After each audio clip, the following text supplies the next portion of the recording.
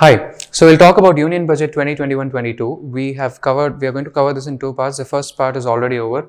So we talked about introduction to the budget and we talked about various aspects related to the budget in the last part. In this part, we'll specifically focus on the budget speech and the most important announcements made in the budget. We'll not cover all the aspects of the budget. There are a lot of portions which are not really covered. You have to go read the newspapers for that. We'll try to cover a broad range of issues and not the specifics. So there are two parts in the budget speech. The first part is about the vision for Aatmanirbhar Bharat. So that will be part A. The second part talks about the taxes. So that's about that. We'll start. So before talking about the budget of 2021-22, there were various announcements made in the last 1 year because of COVID-19. We had to make emergency announcements last year. So the first major such announcement was PM Garib Kalyan Yojana. It was announced in late March. So that was immediately after COVID-19 lockdown. So this is a very broad scheme which talks about various aspects. So the first aspect here is free food for 80 crore people. So the population of our country is close to 137 crore, but we are willing to provide free food to 80 crore people. So that is one thing. We are also providing cooking gas for 80 million people. So that is actually 8 crore people. So 1/10 of that. And we are also giving direct cash for 40 crore people. So these are some of the major parts of PM Garib Kalyan Yojana. So the overall cost of this entire scheme was rupees 2.76 lakh crores. This was originally introduced in March, but subsequently later funds were allocated and the scheme was extended. Then we have various RBI rate cuts. So the RBI had measures of its own. So you had rate cuts. There are basically two major rates here. You have repo rate, you have reverse repo rate. So both of these rates were cut by the RBI to stimulate demand for loans in the country. Then you have TLTROs, that refers to targeted long-term repo operations. So this is basically the operation of the RBI in which it will buy and sell government securities in a strategic manner so that more money goes to the government. So that is about more money remains in the hands of the people. So that is about TLTROs. We have various Aatmanirbhar Bharat packages. So most of us know about the first package which was announced in May. So it was announced over 5 days, 5 different tranches of the package. Then you also had two mini packages, one in October and one in November. So these packages had a lot of value overall. So there were structural reforms that were announced as a part of the package. You also had direct financial benefits for the economy as part of this package. So these are some of the basic things. So the overall value of the Aatmanirbhar Bharat packages was close to 27.1 lakh crore, which amounts to something like 13% of the GDP of our country. Then you have, so there is one other major thing that the finance minister has mentioned in her speech. So across all these announcements, 3 Aatmanirbhar Bharat packages, you have PM GKY, further announcements, and then there are also measures by the RBI. So all of this put together, it's more like 5 mini budgets from the government side over the last 1 year. And the Prime Minister, he has given indications that this will be the norm going forward. The budget is not going to be the only major announcement, financial announcement or economic announcement made in the country over 1 year. We also had major developments by the end of the year. 2 vaccines were approved by the government. One was Covaxin and the other is Covishield. So those are also pretty important announcements which had a direct effect on the economic performance of the country. So we'll come to the organization of budget speech. We'll try to understand what is the basic organization. It's divided basically into 2 parts. Part A is a vision for Aatmanirbhar Bharat. Part B is more about taxes. So here we have different 6 major parts, and then we talk about one separate aspect. So the first aspect here is health and well-being. So that is obviously given a lot of importance because of COVID-19, a lot of stress on health. There is a stress on physical and financial capital and infrastructure. There is immense stress on infrastructure spending this year because that has a direct effect. That has a so-called multiplier effect. It was actually found out by a report by a rating agency that if the government spends 1% of its GDP, 1% of the GDP of the country in infrastructure, then it will have 2% direct real GDP growth over the next years. So that is the importance of infrastructure in this particular budget. So you also have inclusive development for aspirational India. There are sections of our country which are not really performing well. They are struggling. So the government has announced some measures for those sections. We want to reinvigorate human capital. We also want to have some budget for innovation R&D. So these two are related. So this is more about investing in human capital and technologies. This has been a common theme for the NDA-led government over the last few years. So you have minimum government on one side, you have maximum governance. So basically, the number of regulations are, they want to be reduced, and the governance has to be more tightened, and they call it light and tight. So that's the basic approach. So the major aspect that they talk about is the fiscal position. So the finance minister has talked significantly about the fiscal position. We'll also look into that. Under tax proposals, you have two different taxes. You have direct tax, you have indirect tax. We'll look into the proposals of each of those tax. So first part, the first pillar according to the finance minister is health and well-being. So under health and well-being, there is a significant allocation for health ministry. So it was 0.94 lakh crores in 2020-21, and now it is close to 2.23 lakh crores. So that is a 137% increase in allocation for health overall. So that is pretty huge. Then the finance minister has made it very clear that this is only a preliminary estimate, and if the institutions are doing really well and if they are demanding more, then she would be ready to make further announcements. So that is one major thing. Talking specifically about the announcements, a major scheme was announced in this particular budget. So that is PM Aatmanirbhar Bharat Yojana. So under this, an outlay of 64,180 crores is provided over 6 years, and it is mostly used for setting up various institutions. So they want to set up various institutions of virology, for example. They want to strengthen the National Center for Disease and Disease Control. They want to have more health centers in districts. So it's more about infrastructure development and institutional development. So that is about this particular scheme. Then you have Mission Poshan 2. So this basically talks about nutrition. The nutrition in our country is extremely poor. So Poshan Abhiyan was started in previous years, and they want to implement that with more vigor. So this particular mission was talked about.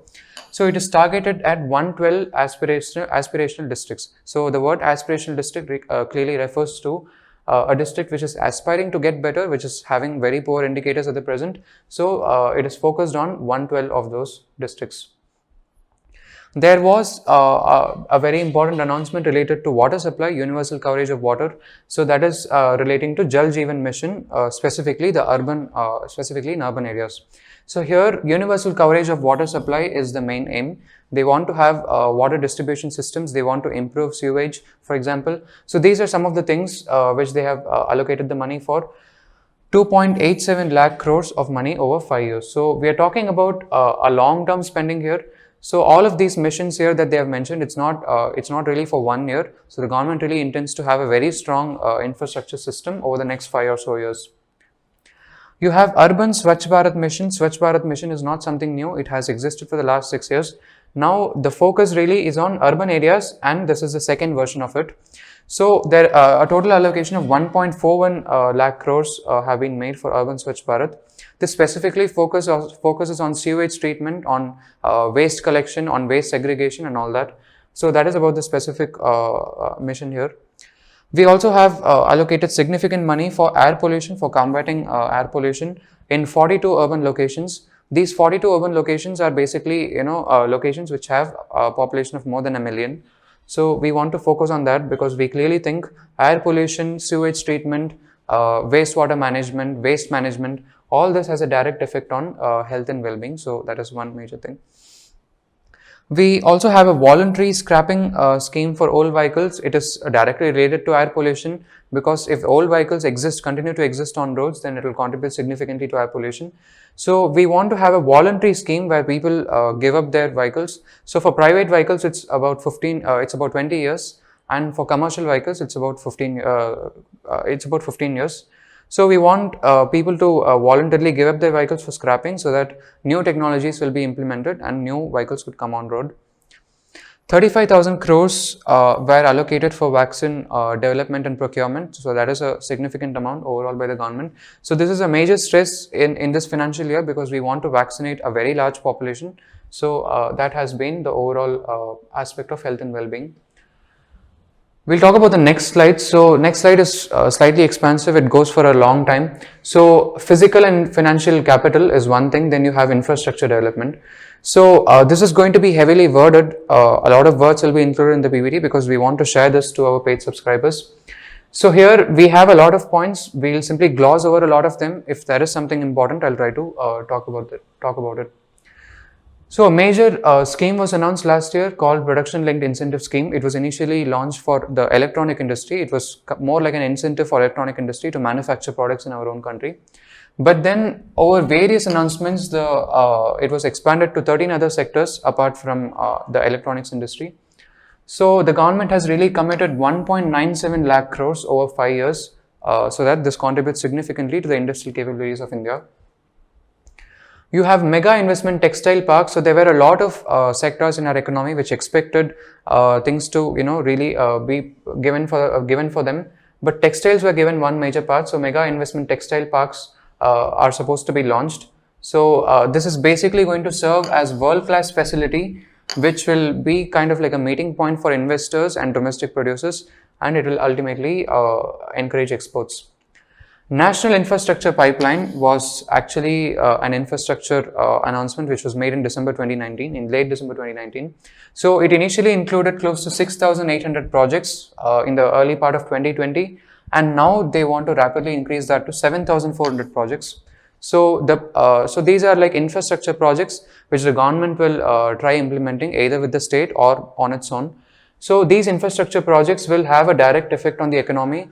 It will initially create a lot of jobs, but then it will also have a multiplier effect, because if you have better roads and better connectivity, then obviously economic activity of the country will improve drastically. So this is about infrastructure pipeline.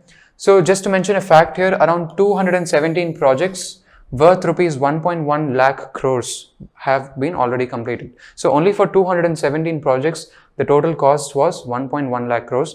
We're trying to implement 7,400 projects over the next few years. So that is about NIP. Development Financial Institution is one major announcement made by the government. The concept is not really new. It has existed in the past. So this institution will basically try to increase the infrastructure spending of the government. It's more like an aggregate of funds so that the funds will be released for infrastructure projects. So initially 20,000 crores will be provided by the government for the fund. Many people think that this is quite a small number, but the finance minister says that she wants to increase it to at least 5 lakh crores in the next 3 years. So that will be the overall target. Debt financing of InvITs and REIT. So this refers to infrastructure investment trusts and real estate investment trusts. So these are basically like mutual funds. So it's more like there's going to be some sort of a company which will hold real estate assets or infrastructure assets, and you can invest in that company. So eventually when that asset is sold to someone, the profit out of that will be divided to you. So that will be about that is close to the mutual fund idea.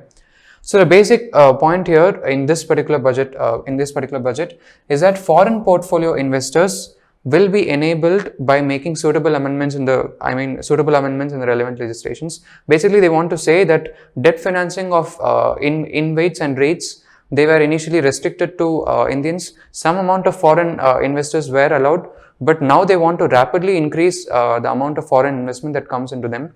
So that is about that. So they want to have suitable legislation so that is improved. So the basic idea is to get foreign funds into our country for the sake of infrastructure and real estate.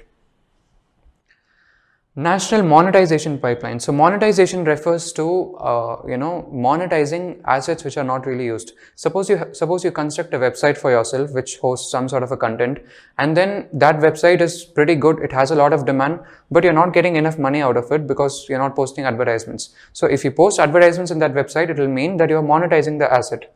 So similarly, the government has a lot of assets within its hold, and it has not really monetized those assets. For example, there could be dedicated freight corridors for transport of materials. So the government could actually use its resources in a much more efficient way. So it wants to have some sort of a national monetization pipeline, just like national infrastructure pipeline. So those brownfield infrastructure assets will be monetized under this entire scheme. So this is a very extensive plan of the government. A lot of different public sector enterprises were mentioned under this. You could check out the budget speech. Overall, there has been a sharp increase in capital budget over the last year to this year. So in last year, it was close to 4.12 lakh crores, and this year it is close to 5.54 lakh crores. So 44,000 will be set aside to distribute to projects that show good good progress. So to mention again, the overall stress on infrastructure has been because there is a supposed multiplier effect to infrastructure spending. So if you spend $1 in infrastructure, you might possibly get $2 worth of economic activity out of that. So that is the basic concept here. So from 4.12 to 5.54, and this will be this 44,000 crores. So this 44,000 crores actually. So 44,000 crores will be set aside for the Department of Economic Affairs. So it will decide which project is really doing well. So based on that, it will incentivize with further funds. So that's about that. We'll continue the same pillar. Yeah, so we'll talk about specific parts of infrastructure now. So for road infrastructure, for rail, for urban transport, and then for power. There are other things also mentioned in the budget, like shipping and shipping, for example, that we've not really covered here. So Ministry of Road Transport and Highways, again the allocation has been improved and has been increased, and we want to construct additional 11,000 kilometers of road by the end of this year. So that is one major target. There is this major announcement which might really be controversial at times. So there are four POL-bound states. So you have Tamil Nadu, Kerala, you have West Bengal, and Assam. So specifically for these states, major road projects were announced in this budget. So that was one thing. We talk about the rail budget now. Usually, if you remember, there was a separate railway budget earlier. So now that railway budget is discontinued, railway budget is part of the major budget, the main budget. So the railways, they really plan to release national rail plan. So it is supposed to be a lot of targets to be covered before 2030.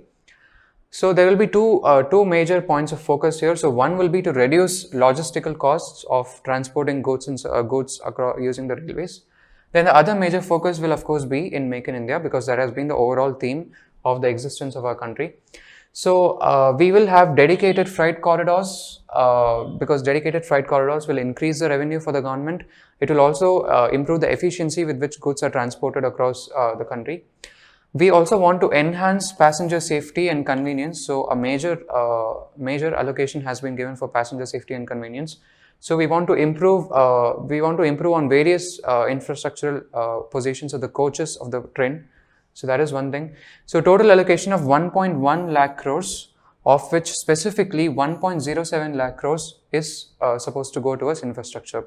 So this has been this has been a major point for the government across this budget. It has talked about some allocation for some sector, and it specifically wants some part of it to go towards infrastructure. Infrastructure spending has given a huge boost in this particular budget.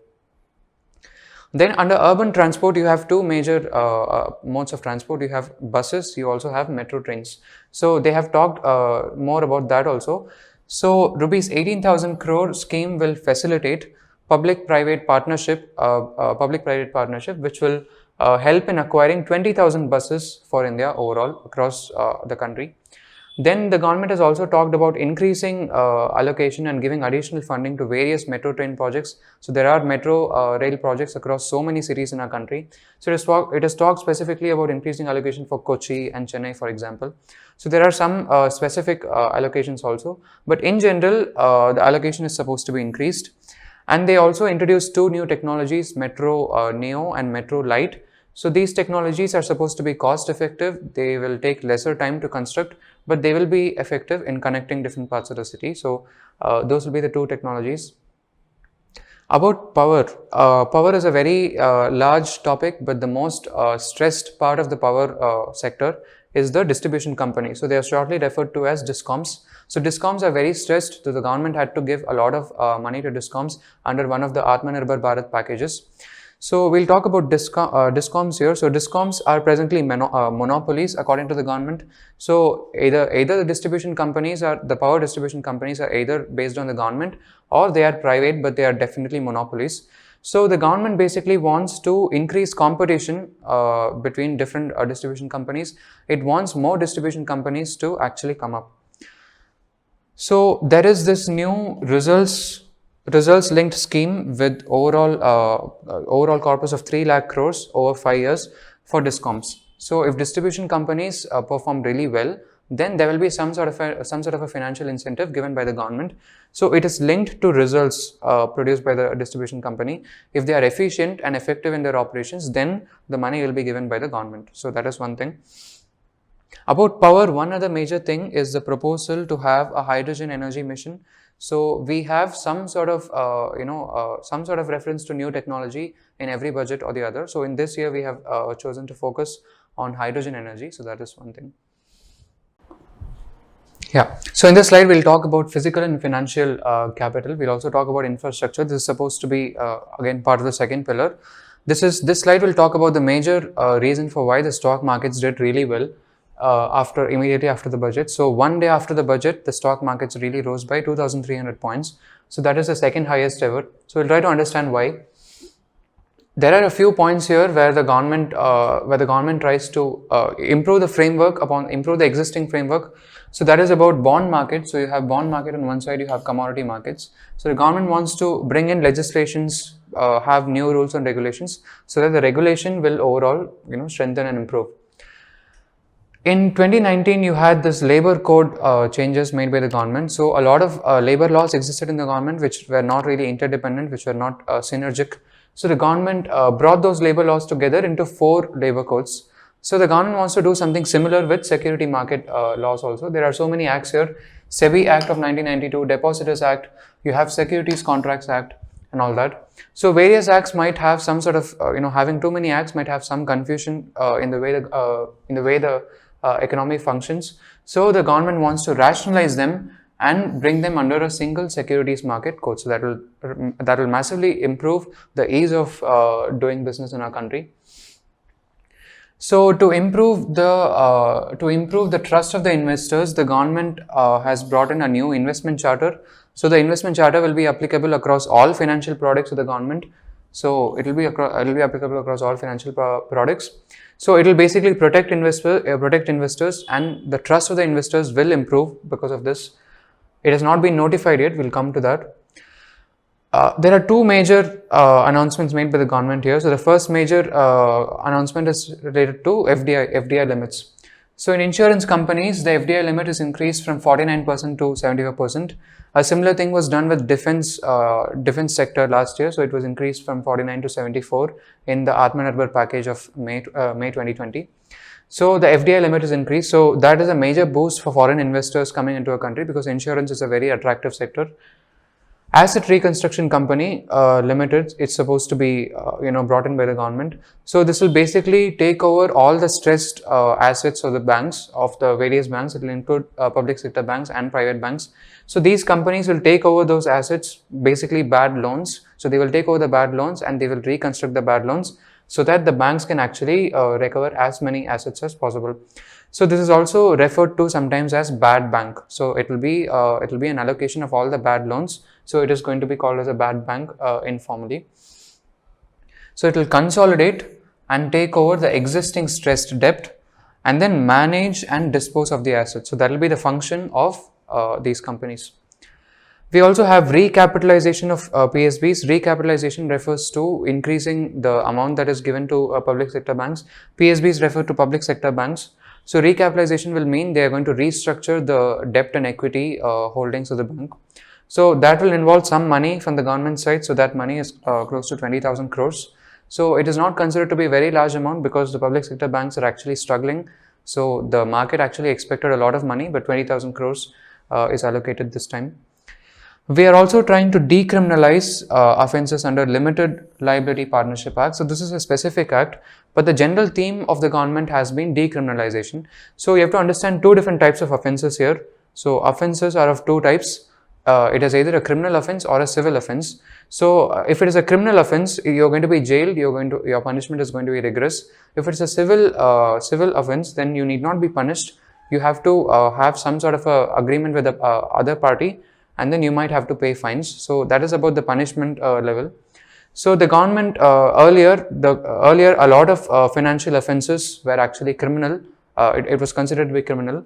But that is considered to be backward, because in many developed countries, the financial frauds and financial mistakes made by the people, they are not really considered to be criminal offenses. They are considered to be civil. So the government wants to decriminalize. That has been one general trend. We also want to redefine small companies. This is one other major announcement under this particular portion. So there is something called as the Companies Act. It was implemented earlier, but the recent most major amendment was in 2013. So under the Companies Act, you have some sort of a definition for small companies based on turnover and the overall assets that they have.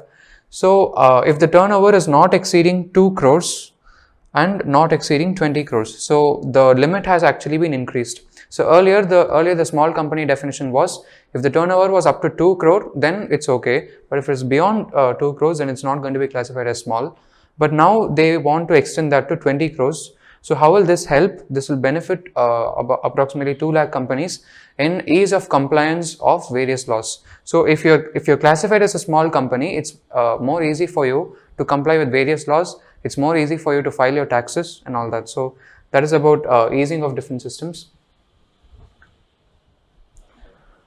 Under this, we also have few other topics here. So one-person companies, the finance minister has talked about one-person companies.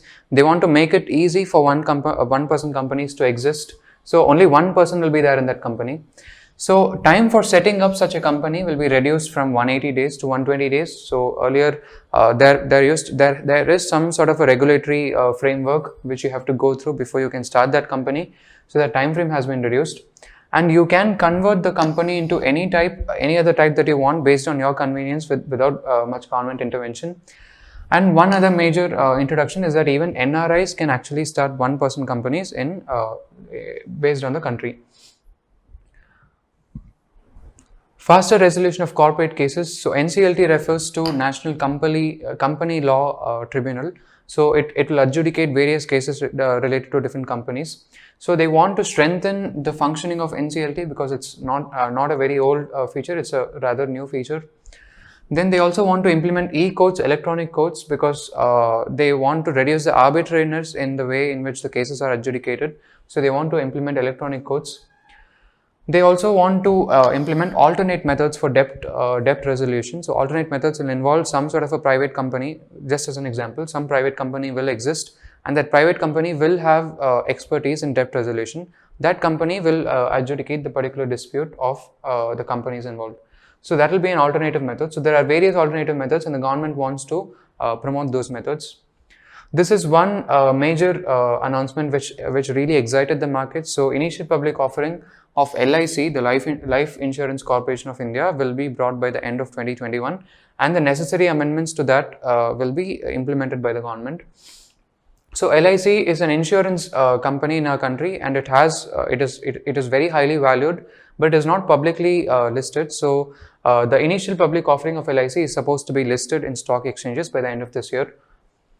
The government wants to reduce its presence in just about everything. So till here we've talked about some aspects which increase the trust of the investors, which increase the confidence of the investors, which encourage the investors to actually spend a lot of money in the country.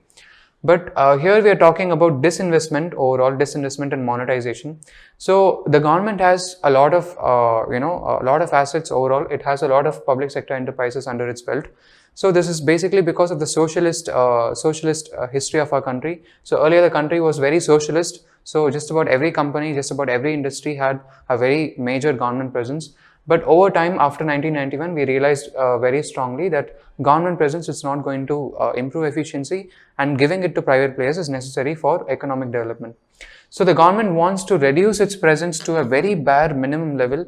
So it has only 4 strategic sectors. The sectors will include defense, it will include atomic power, it will include space. So that will be one class. The other class will be telecommunication and IT. So the other class will be banking and financial institutions, for example. So these will be the different classes, different sectors in which the government wants to have a major presence. But apart from that, it will be reduced to a very large extent. In fact, the government has clearly mentioned that the public sector enterprises which exist in sectors apart from these, they will be completely privatized over time. So that is one major announcement. Niti Aayog to come up with further list of disinvestment in CPSE. So the Niti Aayog is a planning body. It is a dynamic planning body which advises various ministries of the government. It advises various levels of the government. So it has the task of coming up with a list of disinvestment in CPECs, when to disinvest, how much to disinvest, and all that. So that will be decided. There is also supposed to be a special purpose vehicle to accelerate monetization of government assets. So monetization is something that we've talked about earlier. So there are a lot of assets of the government which are idle, which do not have monetary value. They do not generate revenue for the government. So the government intends to first identify that and then work on that accordingly. So there is some special purpose vehicle involved for that. So special purpose vehicle basically talks about an institutional framework and also some amount of financial help for that particular institution. So incentive packages for states will be announced if they are ready to disinvest their public sector companies. So just like the central sector has a lot of public sector enterprises, the state level also has a lot of public sector enterprises. The most common example that you would know is the state level electricity board. It is going to be distributing the power for most of the homes. So you might know that. So the central government eventually wants the state to divest from all of that. So that is one major thing. So overall about disinvestment, estimated receipts from disinvestment of this particular year will be 1.75 lakh crore. Last year, in the last year's budget, we had estimated disinvestment receipts to be close to 2 lakh crore, but we did not really come close to that because a lot of assets of the government were not disinvested because the private market did not really want it. But now the target is very aggressive. They continue to have a target close more than 1.5 lakh crore. It's close to 1.75 this time.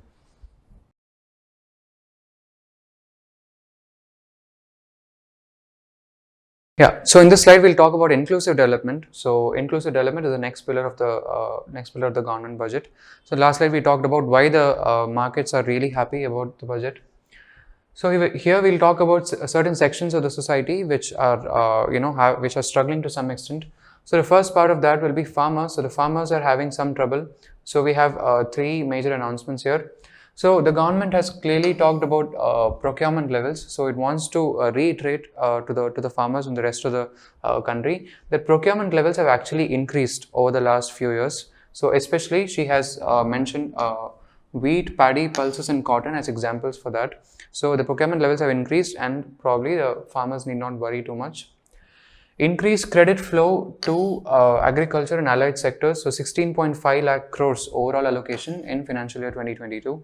So agriculture sector, they want to increase the credit flow overall because if you increase the loans to the farmers, they will have enough money to actually buy advanced equipment and improve their productivity.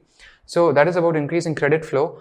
Agriculture, and what are the allied sectors? The allied sectors will be other sectors like horticulture, other sectors like milk and dairy, for example. So this will all fall under the primary sector. So overall, they want to spend 16.5 lakh crores in financial year 2022. So IIM is something that you would understand after the recent context of farm bills. So it stands for Electronic National Agricultural Markets and National Agricultural Markets. So basically they want to include 1,000 more mandis under the IIM.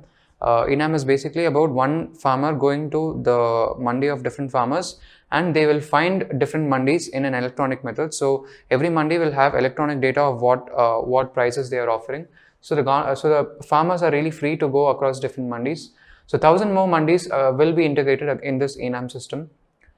We want to increase rural infrastructure. So rural employment and rural welfare in general is not given a significant allocation, but some allocation has been given for infrastructure enhancement. So it was 30,000 crores earlier and now it is increased to 40,000 crores. We have other unconventional portions of the primary sector which we want to improve. So the first one is fishing harbor. So we want to have five major fishing harbors. We also want to have a seaweed park in Tamil Nadu because seaweed is an emerging sector of food consumption. So that is one thing. One nation, one ration scheme is something that you would have heard about based on the recent migrant crisis. So migrants are basically forced to go from one state to another, and in the state they are not allowed to get ration from the state in which they are not residents. So in this one nation, one ration card scheme, if they have that electronic card, they are eligible to get their allotted ration for the month from any state that they are. So that is about One Nation, One Ration Card scheme. So the government announced that 32 states and union territories are already on board for this, and about 4 other states and union territories will be on board in the coming few months. And they have overall benefited 69 crore beneficiaries overall, and it's basically targeted migrant workers. So that is about One Nation, One Ration Card. Implementation of 4 labor codes. Like I mentioned before, the government rationalized a lot of labor laws. They put it together into 4 labor codes. So for the implementation of 4 labor codes, the government needs some amount of money, so they want to work on that. They also announced a social security scheme for gig workers in the last 1 year. They have announced it already. Now they want to have an information portal on skill levels of various people. So that is something they want to implement.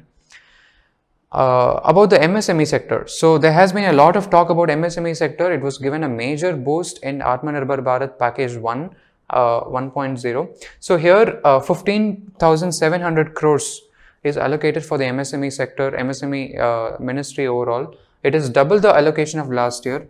The focus here on MSME is because it is giving a significant number of employment to the people of our country, and it also contributes close to 55 to 65% of the exports of the country. So you want to focus on that. So the allocation has been doubled. In the next slide, we'll talk about the other pillar of the budget. So that is about reinvigorating human capital.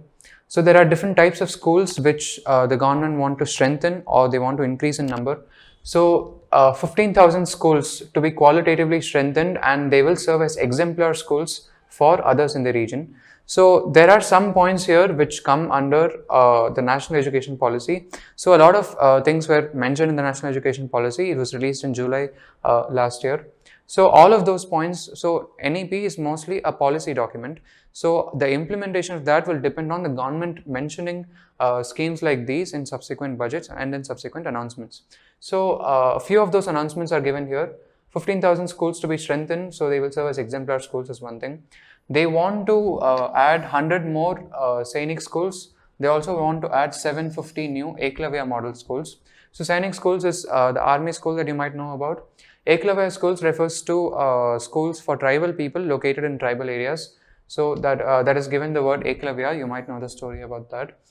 So that's about implementing new schools, creating new schools. So this is one other regulatory thing that was mentioned in the National Education Policy. Higher Education Commission of India. It's more about streamlining the various regulatory bodies in our country. So this will be one body which will cover standard setting, accreditation, regulation, and funding of various education institutions. So we want to create a legislation for this body by the end of this year and implement this body. There is also this GLUE grant which is provided. So the National Education Policy talked about having school clusters, about having education clusters, so that efficiency will be improved overall, so that cooperation will be improved.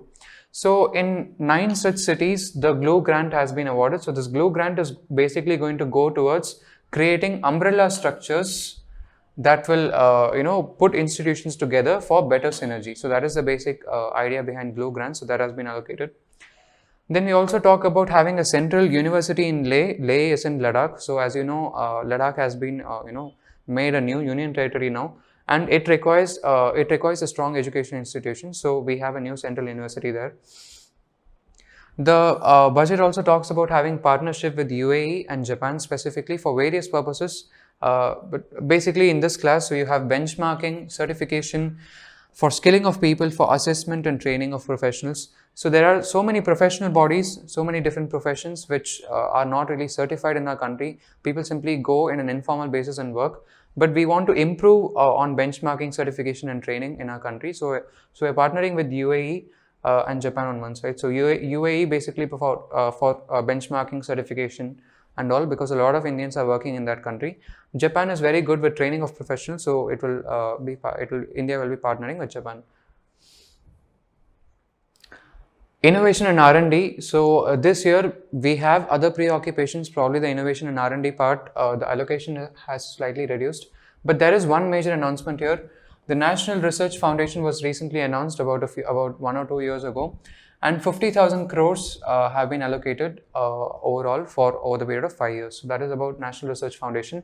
So as the name suggests, it is kind of like a trust which will invest money in research projects. So that is the thing here. We also want to promote digital modes of payment. So this has been a common thrust to the government for the last few years, especially after demonetization.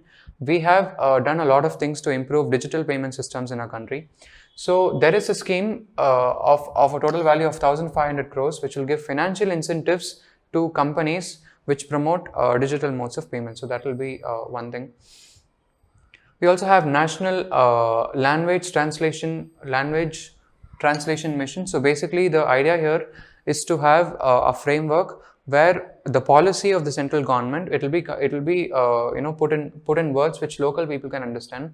So they want to have the policy documents and all the governance related information in local languages. So that is about Language Translation Mission.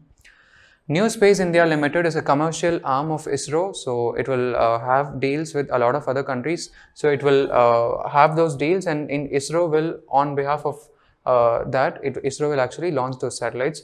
So for an example, we are going to carry a Brazilian satellite in 2021. It will be implemented by ISRO. We also have one other major mission here. So by 2022, Gaganyaan mission is supposed to take off. So Gaganyaan mission basically refers to human flight mission, where Indians are going to go into space based on our own indigenous technologies. So here by end of 2021, we want to have a launch of an unmanned space vehicle as part of testing and development for this particular mission.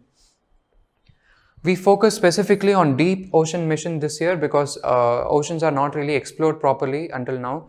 So the government wants to have some sort of investment made in researching our oceans. So we have given 4,000 crores over the next 5 years for that. So each year in science and technology, some aspect or the other, some technology or the other is focused.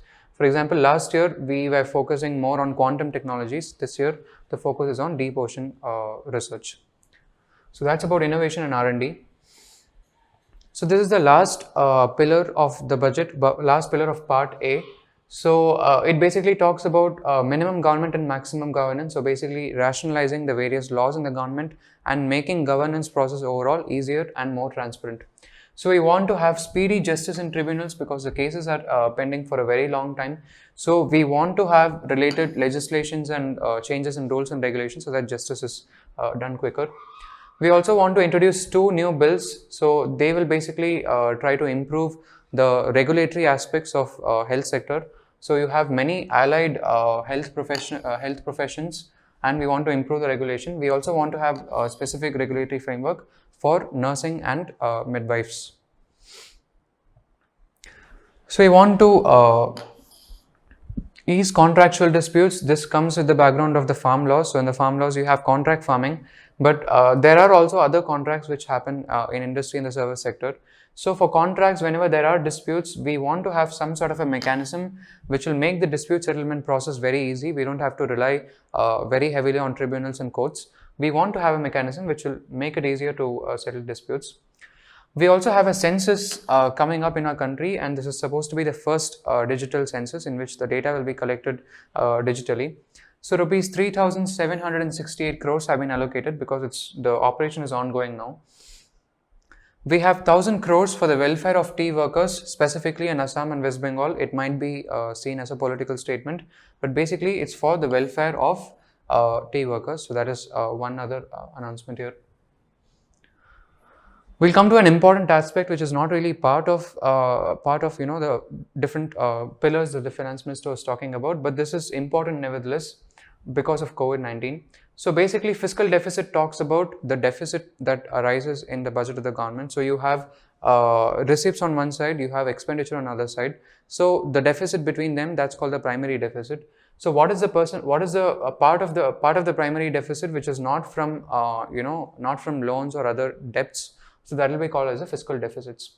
So here the basic approach of the government to reduce the fiscal deficit, what has that been? The approach has been to have a series of medium-sized packages spread across time to ensure that there is scope for response. So if you remember, in different countries, the package for coronavirus was actually announced. So for example, US announced a $2.2 trillion package for COVID-19 stimulus. So that was pretty huge, and that was a one-time thing.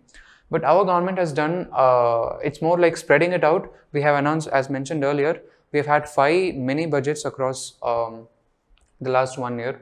So basically, we want to see how the situation goes forward, and based on the assessment of the situation, we want to allocate resources. So that's about medium-sized approach, medium-sized packages. So against 30 lakh crores budgeted, estimated spending last year was 34.5 lakh crores. So that is also because of COVID-19. So as I mentioned earlier in the part 1 of the series, 30 lakh crores was the budget estimate of last year. This year, the budget estimate itself is 34.5. But the estimated spending for last year after the year had elapsed is close to 34.5 crores. So that is because of the extraordinary situation that has come up, and that resulted in the fiscal deficit touching 9.5% of the GDP. So by the end of 2020, according to a particular act in the parliament, we wanted to have the fiscal deficit at 3% of the GDP by the end of 2020. But because of unforeseen circumstances, it has reached 9.5. So how is the government going to fund all this? So it has already funded the fiscal deficit through government borrowing. So basically, all sorts of borrowings are done by the government so that it will, fund this extra spending that it has to do. The revenue is not going to be constant. In fact, immediately after the COVID-19 lockdown, the revenue fell very sharply. So the government had to borrow. So multilateral borrowings, small savings funds, and short-term borrowings from the market. So the government had to borrow a lot of money to fund the deficit. So the government also very clearly mentioned that 80,000 crores more will be required for the operations of this year, and they will approach the market in the next 2 or 3 months.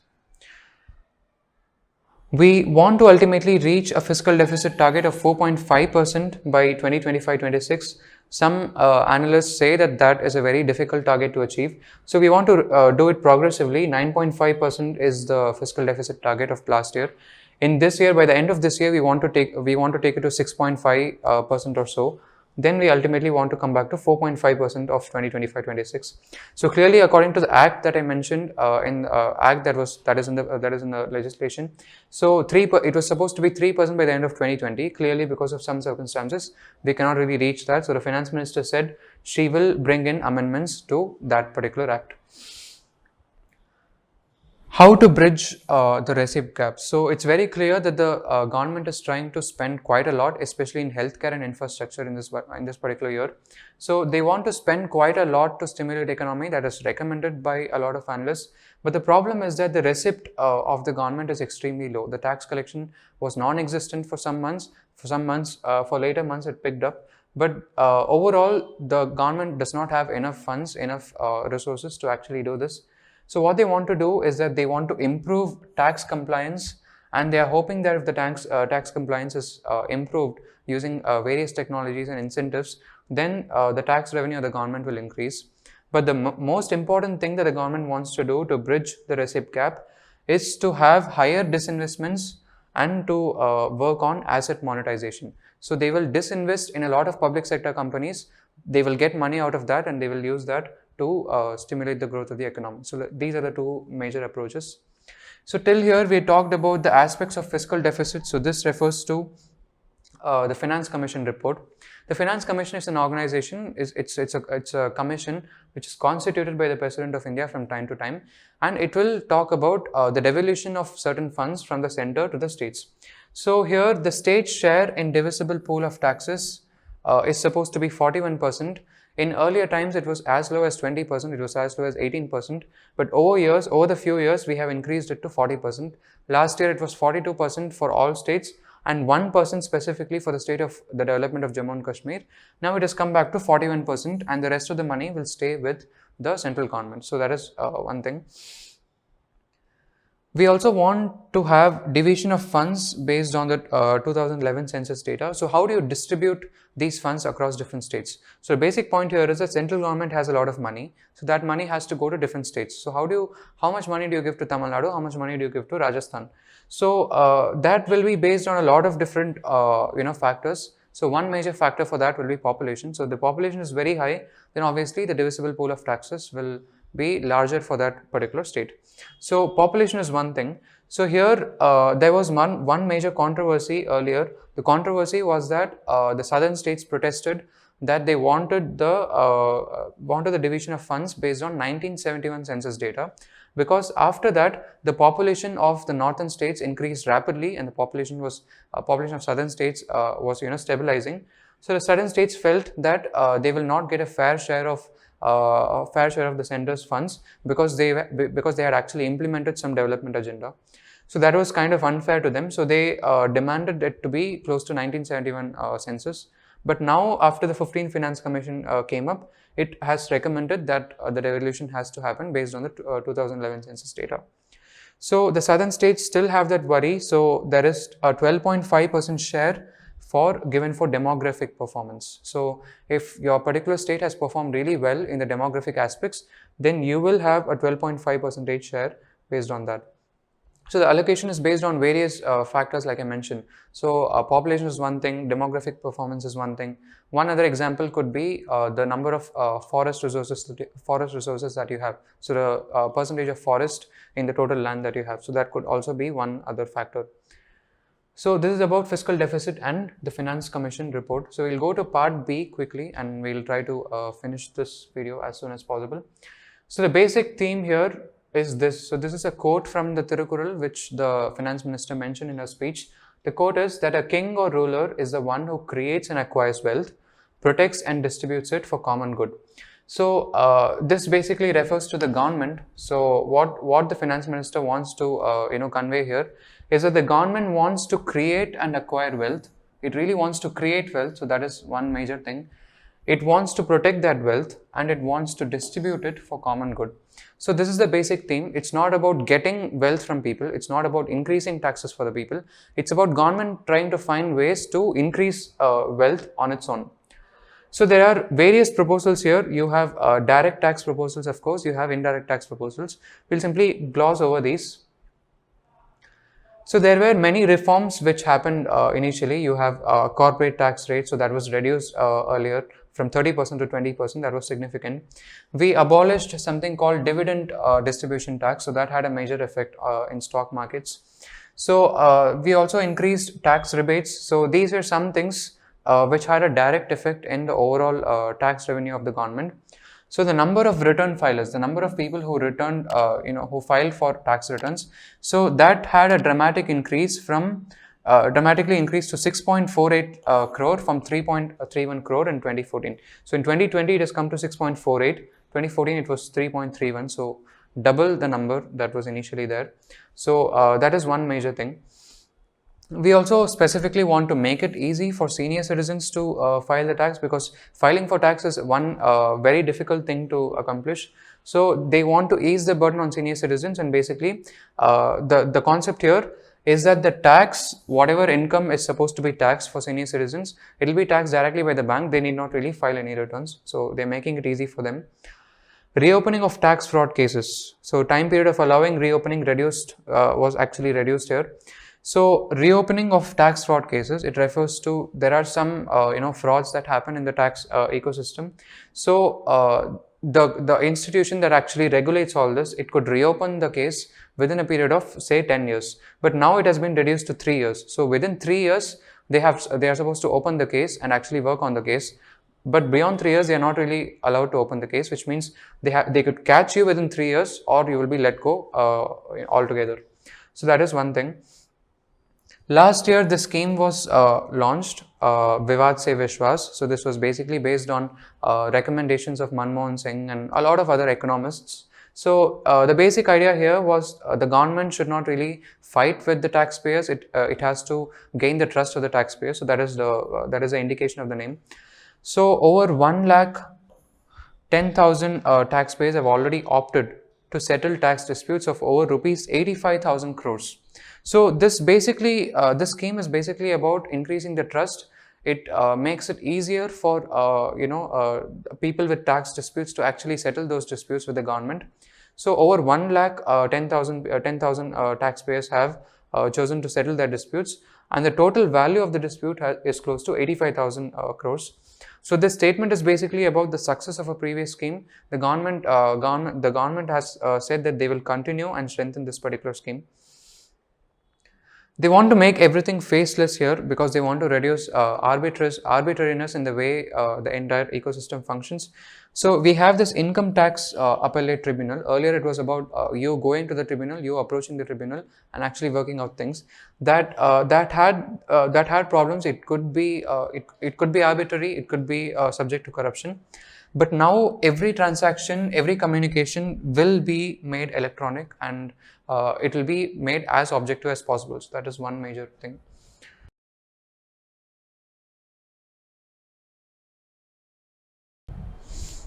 Yeah, so there are again a lot of points here. We'll try to simply cover the basic aspect of it. The basic point here overall is that there is no major introduction of a cess or a major introduction or major changes to taxes.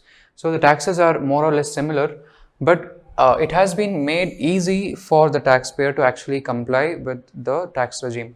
So here we want to, for example, we want to avoid double taxation for indirect income. So some sort of rules and regulations would be changed accordingly.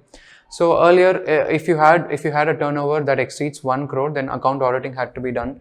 But now that value is supposed to go up till 10 crores, but only if your digital transactions are very high at 95% overall. So that is about one thing. Then we also want to increase, had 100% tax exemption last time for foreign sovereign wealth funds and pension funds, but now we want to make it more easier for that to happen. So that is one thing. So this is already done. This is one major reform that was already done. We want to make it easier this year. So that is one thing. Also, last year in the last year's budget, it was made easy for people to buy affordable homes. So if they wanted affordable homes, there will be some sort of a deduction of interest in the loans that they are taking. So here the proposal is to increase that to increase the time period. Earlier it was restricted to the end of this year, but now it is increased to the end of next year. So that is again one thing. Tax forms. So many people who know about this will tell you that tax forms filling is not really easy and it is complicated. So based on the previous filling, so the government will the tax forms will now come pre-filled. So it's for all the different taxes. It's for income tax, it's for tax deducted to capital gains tax, and all sorts of interests that you get from your deposits and all. So for all that, tax forms will come pre-filled. Then you also have tax holiday. So this is basically for startups. So startups earlier had this option of claiming for tax holiday, especially because of COVID-19. So that has been extended for one more year till 31st of March 2022. So these are some proposals. The basic theme here is to make it easy for people to comply with that overall tax regime.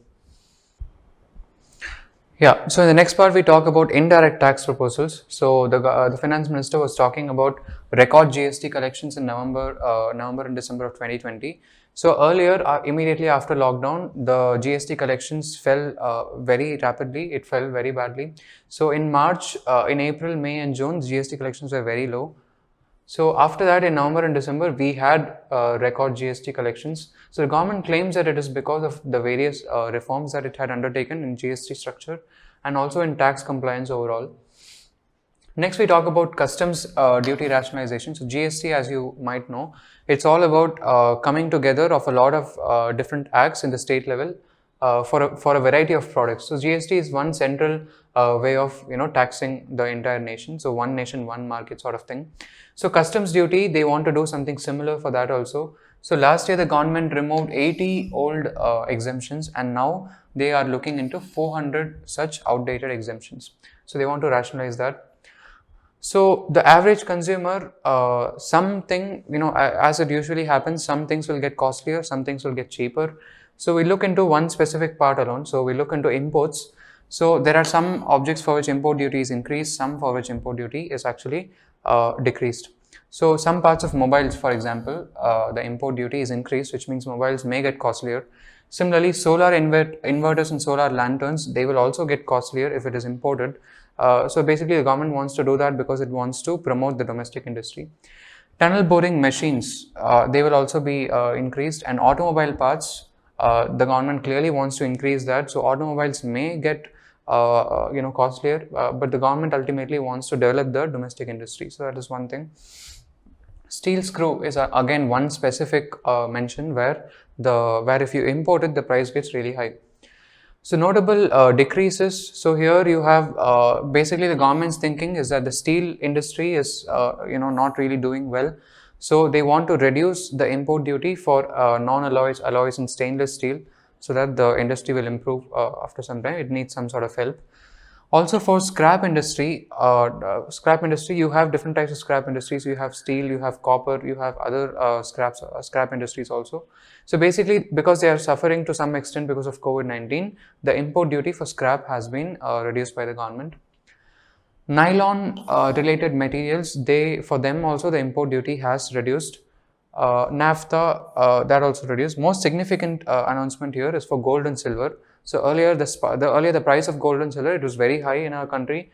We import gold and silver to a very large extent from foreign countries, but now the government clearly wants to reduce that because they do not want it to be so volatile and so high. So the import duty has been reduced for gold and silver.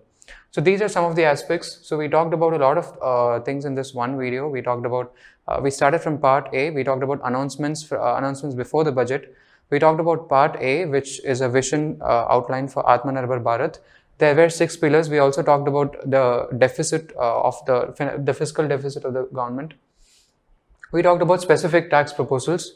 So basically, it's supposed to be an expansionary budget. So if you want to form an opinion about how this budget is about, you take about you take one particular sector which is very important according to your opinion, and look into the details of the scheme. The newspapers are the best for understanding the budget. So I do hope you get some newspaper to read through that. This is the basic outline. Thank you for watching this video.